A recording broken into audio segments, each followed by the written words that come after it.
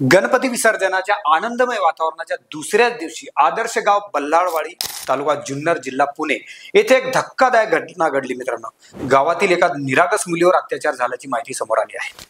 नमस्कार, मी रमेश चव्हाण, आपण बघत आहात खोज मास्टर न्यूज। ही पीडिता थेट श्री सुधीर घोलप यांच्या घरी गाराणं घेऊन गेली। मला त्रास होत आहे, माझ्यावर अत्याचार झाले आहेत। घोलप यांनी लागलीच तात्काळ जबाबदारी घेतली। पीडितेला आणि तिच्या आजी आजोबाला सोबत घेऊन ओतूर पोलीस स्टेशन गाठले। तिथे पीडितेने सांगितलेला प्रकार पोलिसांना ऐकवण्यात आला आणि पोलिसांनी तात्काळ मुलीला प्रायव्हेट वाहनामधून पुण्यातील एका हॉस्टेलमध्ये दाखल केलं।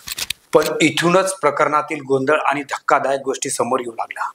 काही दिवसांनी आजी आणि आजोबांना हॉस्टेलमधून फोन आला, तुमची मुलगी इथे राहत नाही। त्यानंतर पोलिसांनी पुन्हा सरकारी गाडी घेऊन आजी आजोबांना गावातून आणलं आणि मुलीला दुसऱ्या एका प्रायव्हेट हॉस्टेलमध्ये दाखल केलं। या बदलासाठी पोलिसांनी अधिकृत कागदपत्र सुद्धा तयार केली। पण दुसऱ्या दिवशी पुन्हा फोन, तुमच्या मुलीवर अत्याचार झाले आहेत, तुम्हाला माहित नाही का?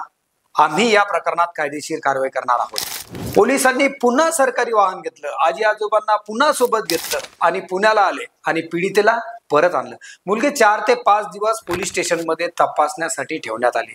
सोबत आजी सुद्धा होती।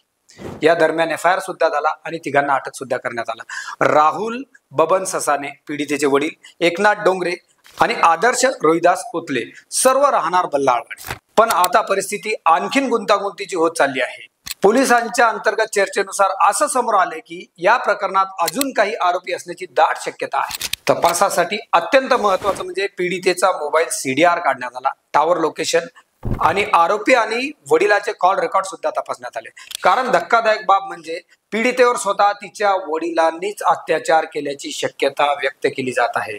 तिच्या डोक्यात मुसळ घालण्यात आलं होतं आणि त्यावर तब्बल 10 ते 12 टाके पीडितेला पडले होते। हे मुसळ कोणी घातलं होतं? तर तिच्या वडिलांनी। पण या सर्व गोष्टी लपून ठेवण्यात आल्या होत्या मित्रांनो।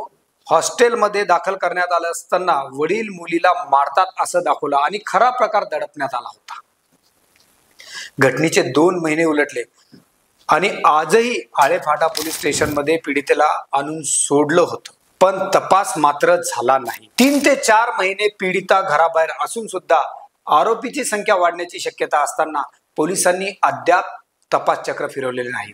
गावात मोठा दबाव, स्थानिक पुढाऱ्यांचा हस्तक्षेप आणि तपास यंत्रणेतील काही अधिकाऱ्यांचे संशयास्पद वागणं हे सगळं न्यायाच्या आड येत आहे। आरोपींना भेटत आहे, फोन करत आहेत, पण ठोस कारवाई पोलीस कोणतीही करत नाही। दरम्यान गावात एका प्रकरणावर काही पुढाऱ्यांच्या बैठकी सुद्धा झाल्या आहेत। माहिती समोर आली अशा प्रकारची की या संदर्भात पुढाऱ्यांनी बैठकी घेतल्या आहेत। आज एक प्रश्न आहे, या मुलीला न्याय कधी मिळणार? दोषीवर कठोर कारवाई कधी होणार? आणि तपास यंत्रणेतील निष्क्रियतेवर नियंत्रण कधी येणार? ही केवळ एका मुलीची गोष्ट नाही, तर आपल्या समाजातील प्रत्येक मुलीच्या सुरक्षिततेशी निगडीत लढाई आहे। न्यायासाठी हा, सत्यासाठी लढा। तर मित्रांनो, खूप गंभीर प्रकरण आहे। या प्रकरणावर अपडेट आपण देणारच आहोत। बघत राहा खोज मास्टर न्यूज। धन्यवाद।